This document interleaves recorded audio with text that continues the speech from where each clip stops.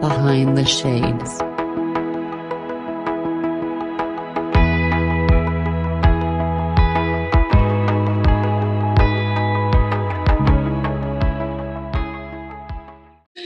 I found it difficult to narrow it down to exactly what you want because in my experience, I was just going on a lot of first dates, right? Yeah. Because let's say, for example, if you and I are in the same location, let's say a Starbucks, right? And I Mhm. walks up to you and say, Colleen, you know what? I find you attractive. Like we did it back there. I find you attractive. I'd like to take you out. Let's grab a drink or food. There's a certain vibe that you can get from a person just through the conversation, right? And you may say, I'm not really interested, trainer. You say, okay, let's see where this goes. And through the conversation and that first date, it's a little bit more organic. Now, if I Mhm. just saw your picture, I don't really know you. I don't Yeah. really know if you can even hold a conversation. But that initial me coming up to you, one is shows courage because a lot of men have to be courageous to even approach, right?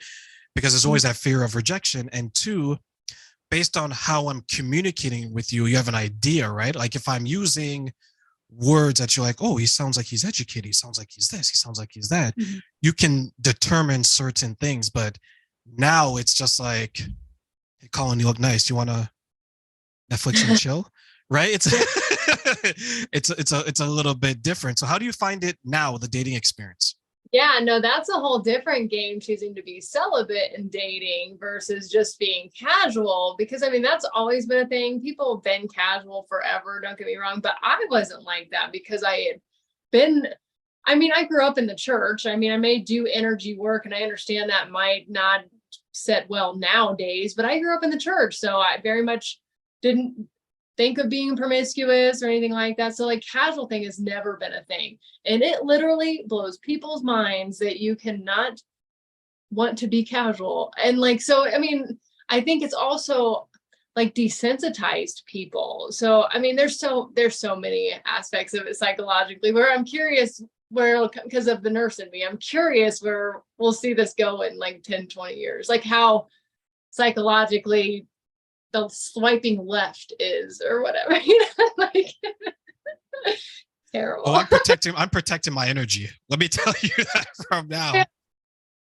Me too. So that's why I always got to be safe about it. You got to be in a public place because, you don't know those people. And I'm 5'4", I'm about 115 or whatever. And so and a lot of people, I don't know if they're just ignorant or they just don't think of it. They'll just literally throw out somewhere private and you're like, no, that's not safe, first and foremost, like truly, like you don't know that other person. So, I mean, you do have to be safe. Like, I mean, you've always had to be safe.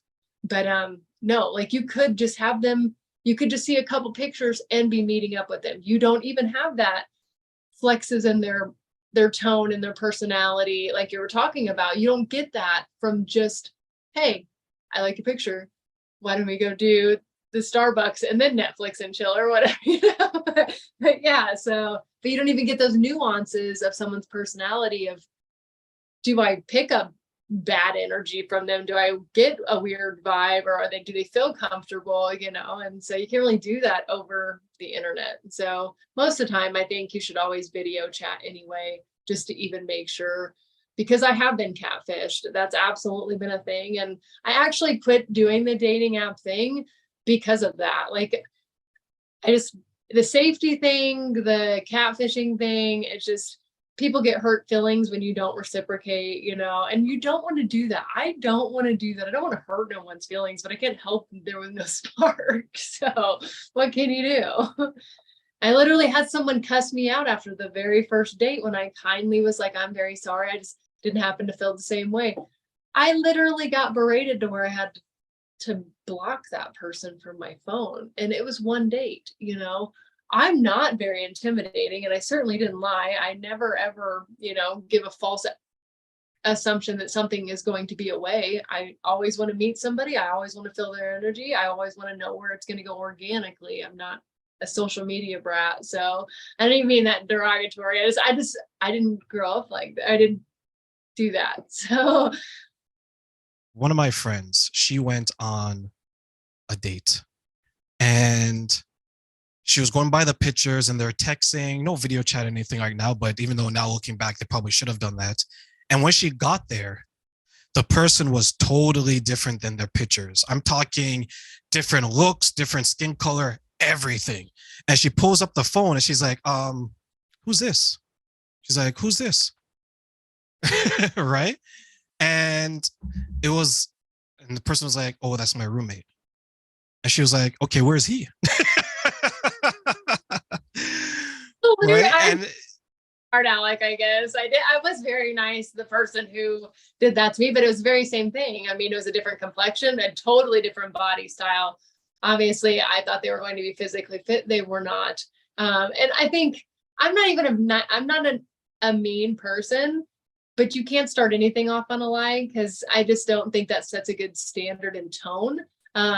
If you can't be 100% good with who you are, then how can you expect anybody else to be? And it's misleading and it's dangerous. And so, because I just think it's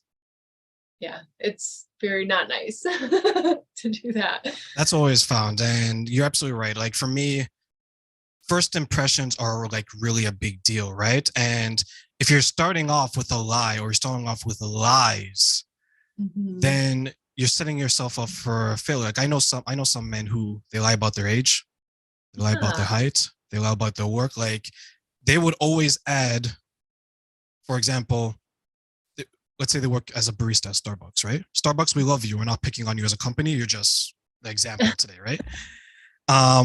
Even if they're like a caretaker, they'll say that I'm a logistics manager. Like they'll add manager to everything, right? So it sounds like they're a big deal. I remember one of my friends, he shared that he's a young investor that has hedge fund clients and he's a manager where he works, right? This person, he has some investments for himself. He's not this big shot that he paints himself out to be, right? But I can just imagine like on the female side, they're probably hearing this like, oh, he's a young investor. He deals with these big clients who are millionaires, right? He's a somebody.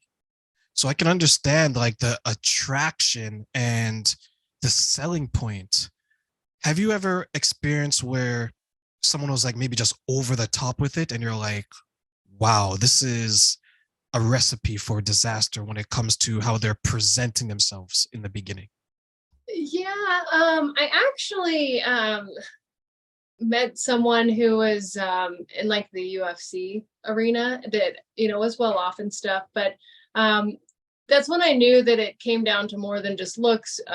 Sometimes you have to walk away if there's like if they know they're struggling with an addiction or with a demon of some sort. You just have to know yourself and know if you're willing to walk that road with somebody, because it doesn't make them a bad person, but it definitely makes you think, do I want to do that? Do I want to walk that through with them? I mean, people are flawed people. It doesn't matter like how much money you make or how big your house is if the inside of you is hurting, you know what I mean? So yeah, sometimes you just, it can be as simple as they look like a good fit and you have to be true to your own boundaries at that extent, and not get blinded by, something that's perceived as, oh, they have money, or, oh, they have status, or I don't know. That comes down to probably personal preference. I mean, some people might want that money and status, but I really am looking for someone's heart. And so like how their heart is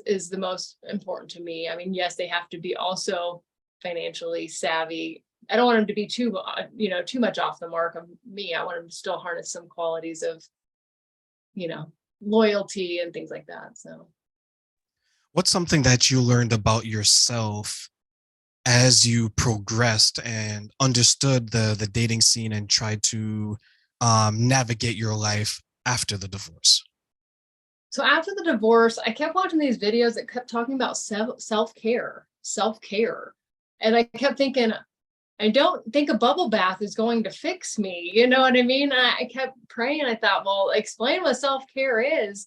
And one day it dawned on me, it's actually being able and capable of setting boundaries and loving yourself in a way of knowing that you're worthy of waiting, and not trying to make someone fit your mold, and like that it will come organically, and, you know, yeah, just, yeah. For me, when I took time in between girlfriends when I was dating, that's probably when I learned the most of myself, because I had to take a step back and say, okay, why are my relationships not working out in the way that I want them to? And I always believe that when something ends, there's a responsibility and an accountability for both people involved. It's easy, Mhm. right, to say that the girl's crazy, he's not worth Yeah. anything, right? Because those are the common themes, right? Colleen, you're a psycho. That's why I can't be with you anymore. Well, Terrain, you're broke. Get a job. Like those are the common themes, right? But I had to understand that for me to get the type of person that I want, I have to be the type of person that they would want to be with, right? And I think sometimes we miss that. Do you agree? So when you were talking about earlier, like, what do you have to offer? Like, a lot of people say that, and then they start naming off all those materialistic things, the job, the money, the car, the whatever. But, you know, I think when I'm looking at answering that question, it's compassion. I offer a kind ear, a soft voice to get you through that time and of your need. You know what I mean? A caring lap to let you lay your head in. Like, I offer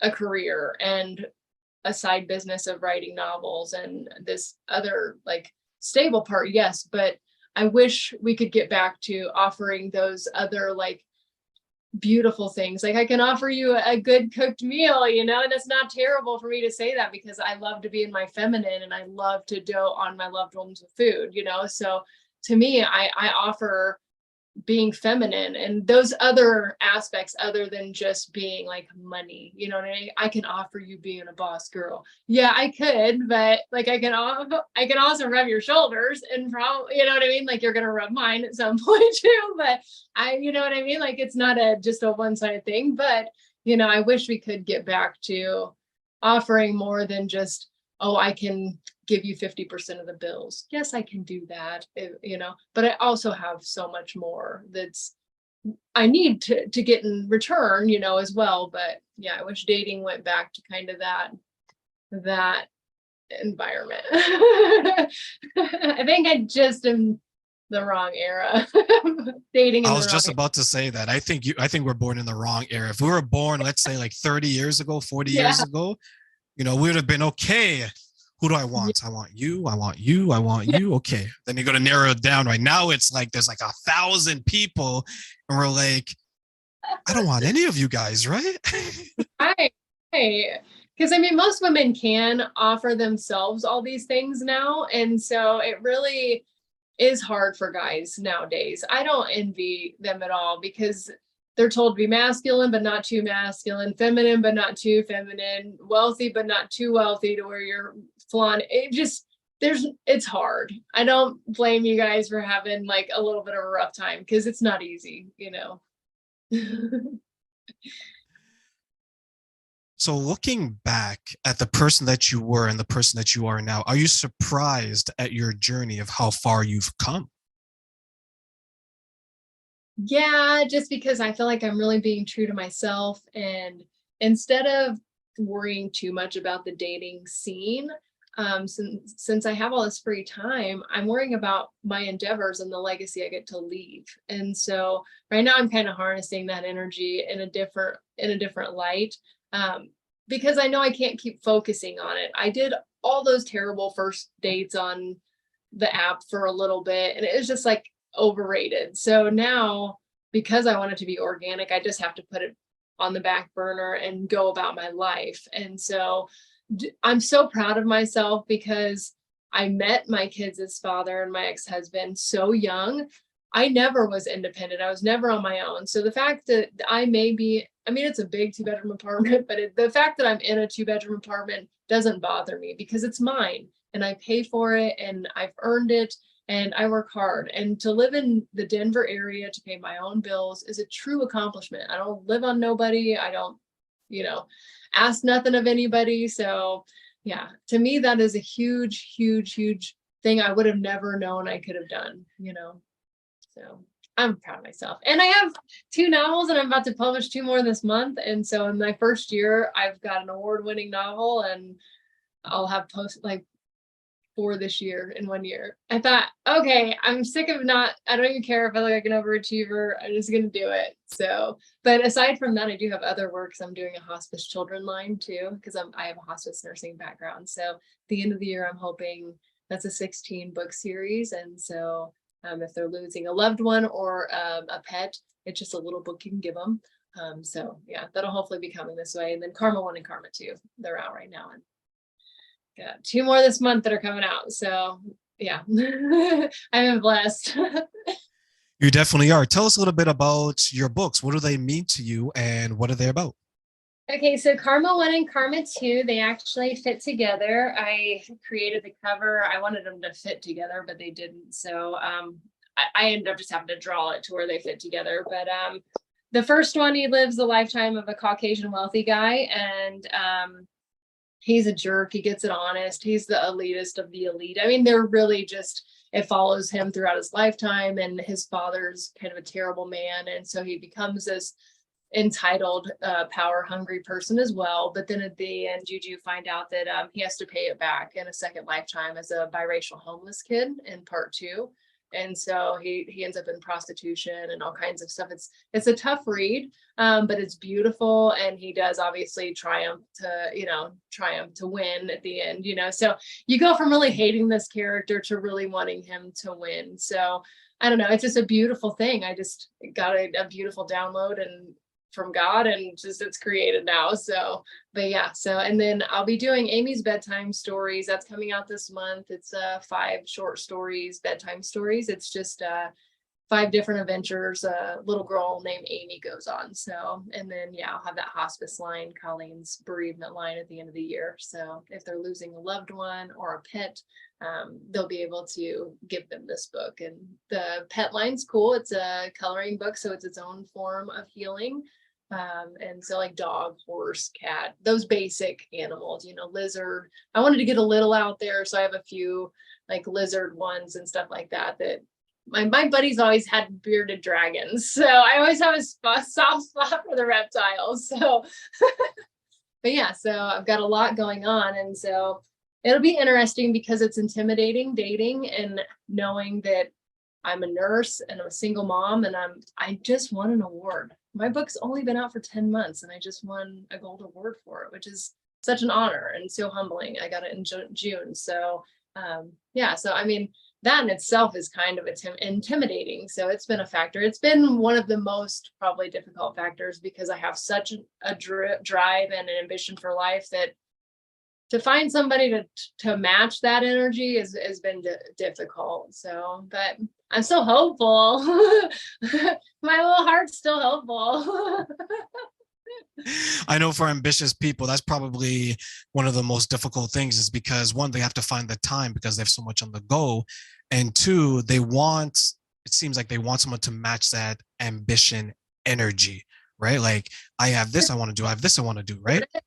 Yeah, or just be able to support it, not be jealous of it. That tends to be why I close myself down. And as an energy worker, I'm really trying to do myself justice now.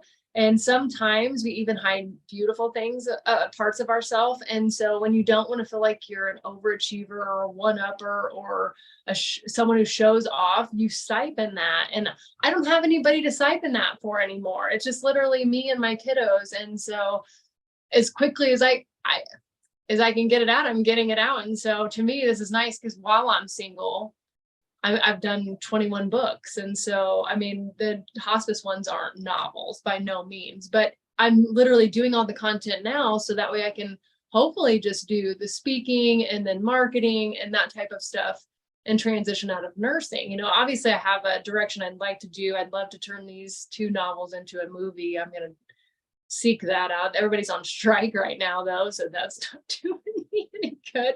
But I mean, I'm hopeful, and I got a whole lot of spunk and personality. So put me in a room with somebody. How much of yourself do you put into your books? A lot, because I grew up in poverty and I grew up in abuse. And a lot of these terrible things are things I either encountered in psych nursing, I myself went through, somebody I know endured, and it's terrible. And not terribly written, I don't mean that, but it's tough to read some of that stuff in the second book. I mean, I hated the fact that I knew I was going to write it. When I got the idea, this beautiful idea that there was going to be these two lifetimes, I knew the second one was going to be tough for me to write because of my own past, my own poverty, my own abuse. So in a way, I think it was kind of therapeutic that I got to just put it out. Like, it's in my brain.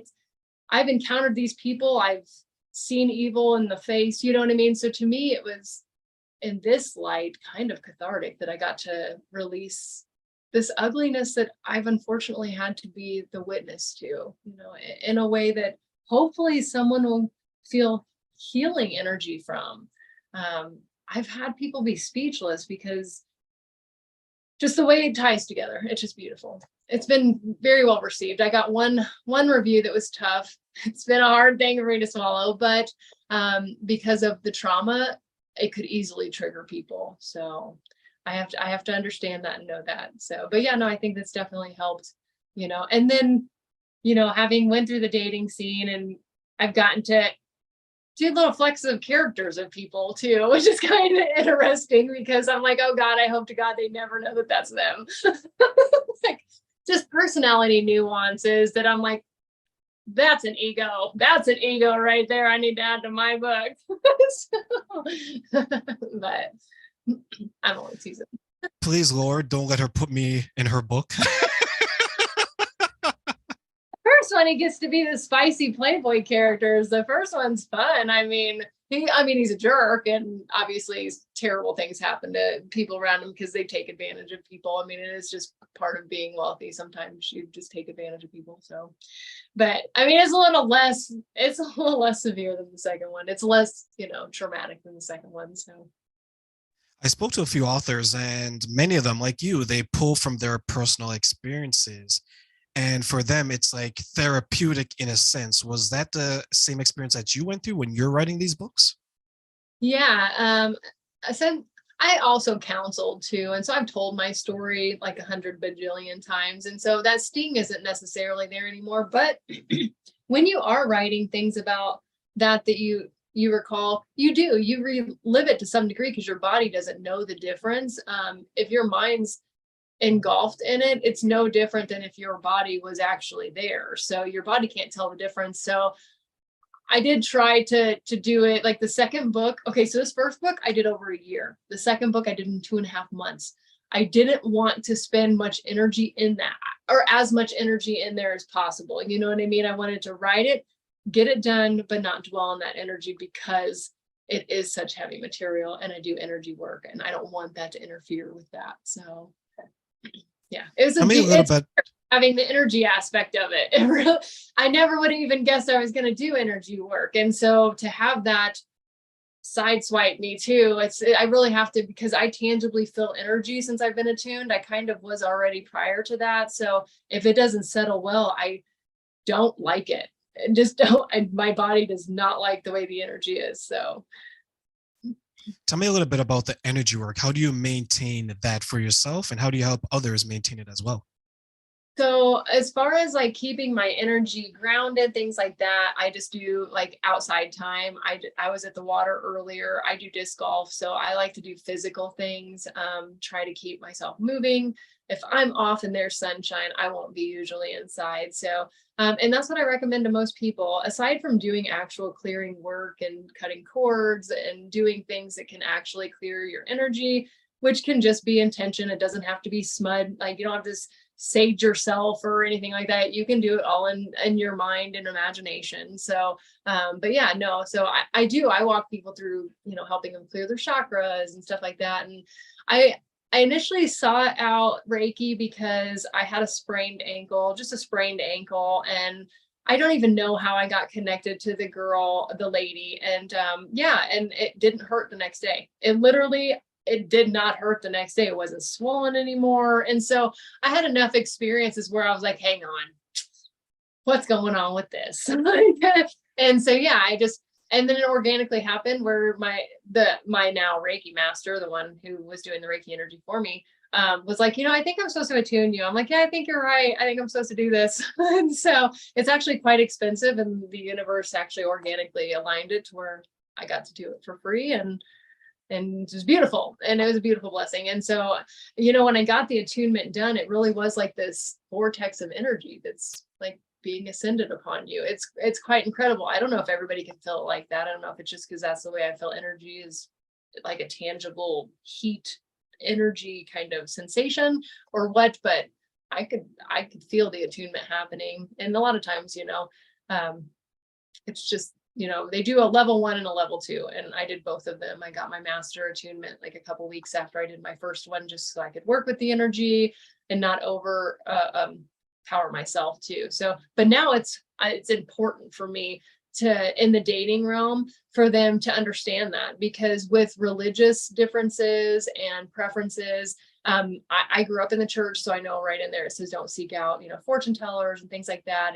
And so like I have to be conscious of so many avenues of somebody's personality to see if they would even possibly potentially fit in my life, that I'm just like, let me just throw like another wrench in there, just see if they can jump over that hurdle too. Because honestly, I was seeing somebody I was kind of head over heels for, and it dissolved because of my energy work and their belief system. So and I told them right off the bat. So I was a bit crushed, because you tell somebody, but if they see a pretty smile, it is what it is. I don't excuse it, but you should know your own beliefs, and you shouldn't do that to somebody else, because it had lasted long enough that I was investing, you know what I mean? And like investing in a future, and it was being something I was planning on and stuff like that. So I don't think that's fair to do to somebody. So I think you should absolutely know yourself. And most people just don't even know themselves these days yet. I mean, they're working on it, but if you're like, I don't know if I want a relationship, or if I'm just going to play it by ear, if it's going to be casual, like, well, then what do you expect me to know what you want if you can't even tell me what you want? Like, so that's probably like the best camouflage. Well, I'm just playing it by ear. I have no idea if I want something serious or casual, right? For someone with me, because not only am I a Taurus, so do I need a plan, but I'm also so complex that that would work. But yeah, so it's so many facets. It really is. Even that it gives its own little tinge of discomfort in the dating world of having to have that conversation. And what if they didn't even know what energy work was? Can you really make that work? Like, even if they were fine with it from a religious standpoint, can I make somebody work with me that doesn't know anything about what I'm talking about? If they're like, what do you mean aura? What is this called that you speak of? Like, if they didn't even know the basics of basics, like, I would sound like a crazy lady. I would just sound so out there that I would assume it would dissolve pretty quickly anyway. So as we close, what's some advice you want to give to those who are looking to make it work in the future, find a relationship, get their white picket fence, dog named Sparky, 2.5 children, and live happily ever after? What advice you want to give to them? Work on yourself. I definitely think owning your BS is where it's at, because a lot of us have trauma, but people don't care where your hardness came from. They just care that you're hard now, like you're like sheltered or like guarded, you know what I mean? Like, to some degree, you can't come to somebody unless you're like more healed, and so I think just taking that time between relationships to learn what you were supposed to learn from that last relationship, see if there's anything you can integrate from any of the feedback you might have received in that separation. And then own it if you don't feel like it is authentic. If you feel like you weren't somebody who was, I'm just going to use an example. Say you didn't need a lock on your phone, but they said you were someone who smothered them. Well, I mean, you just have to know where that wasn't correct, you know what I mean? And own your own sovereignty. So, but yeah, so to me, I don't know if I have it right. I honestly am not willing to sacrifice anything that I want anymore. So like just my belief, like of knowing that there, is some similarity in that, and having that comfortability and stuff. And until like all that is really met, I won't enter into something, because I know then it will eventually dissolve. And if I'm not 100% authentically me, because like energy draws itself, I know that they're not being 100% authentically them. Because if I'm bending to be who they would like for me to be, I'm eventually going to resent them, and then I'm not going to be happy. You know what I mean? So it gets me nowhere if I cannot be me. And in order to do that, I have to explore who that is. Do I want a long-term relationship? Do I not? Do I want to live in the white picket fence, or do I want to have a condo in the city? Like, I don't want to find somebody who wants to live on a farm somewhere and I'm a city girl. You know what I mean? Like, I also have to be true to know that our lifestyles might not fit, and it doesn't really matter how much I like them. If they are meant to be on a farm and I know I could never do that, I might as well cut that off. Just let it be and let them move on to somebody who can make them happy. I don't need to mold them to be a city guy. You know what I mean? That city guy will come for me.